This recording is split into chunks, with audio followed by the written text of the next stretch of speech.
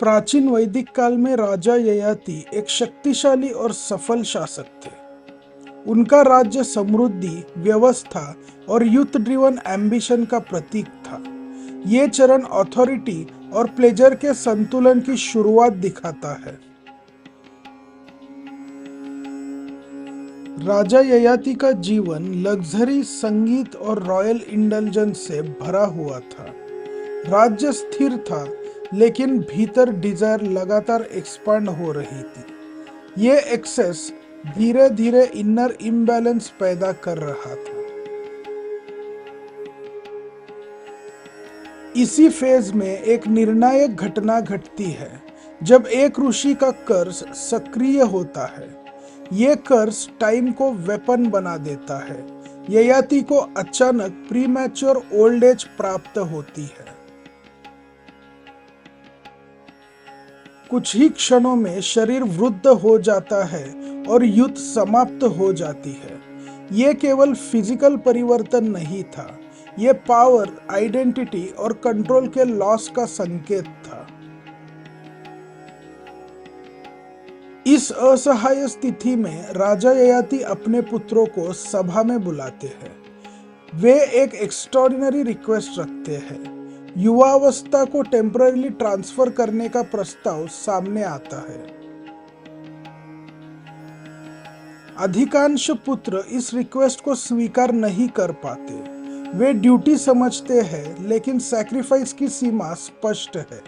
ये human hesitation को दर्शाता है।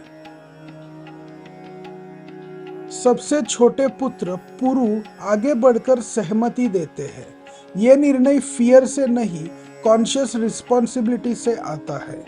पुरु का चॉइस नरेटिव को मोड़ देता है। एक सुपरनैचुरल प्रोसेस के माध्यम से एज एक्सचेंज होता है। राजा ययाति फिर से युवा हो जाते हैं। पुरु वृद्धावस्था को अपने ऊपर ले लेते हैं।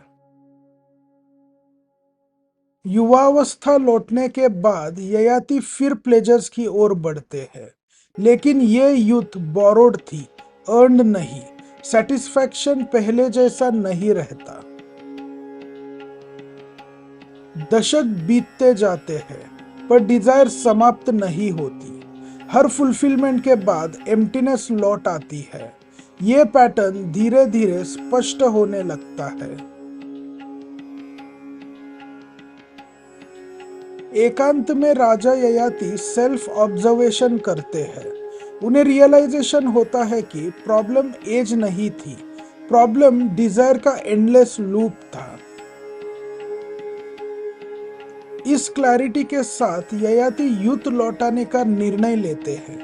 ये डिसीजन किसी पनिशमेंट से नहीं आता, ये प्योर अंडरस्टैंडिंग से जन्म लेता है। वृद्धावस्था अब बर्डन नहीं रहती। राजा ययाति एज को कॉन्शियसली एक्सेप्ट करते हैं। रेजिस्टेंस समाप्त हो चुकी होती है। राजा ययाति वन की ओर जाते हैं और ध्यान में प्रवेश करते हैं। ये एस्केप नहीं, कॉन्शियस एग्जिट है। उनकी जर्नी अवेयरनेस में सेटल होती है। राजा ययाति की कथा पनिशमेंट पर समाप्त नहीं होती, ये अंडरस्टैंडिंग और कंप्लीशन पर समाप्त होती है। ये नैरेटिव ह्यूमन डिजायर की स्ट्रक्चर को समझने का अवसर देता है।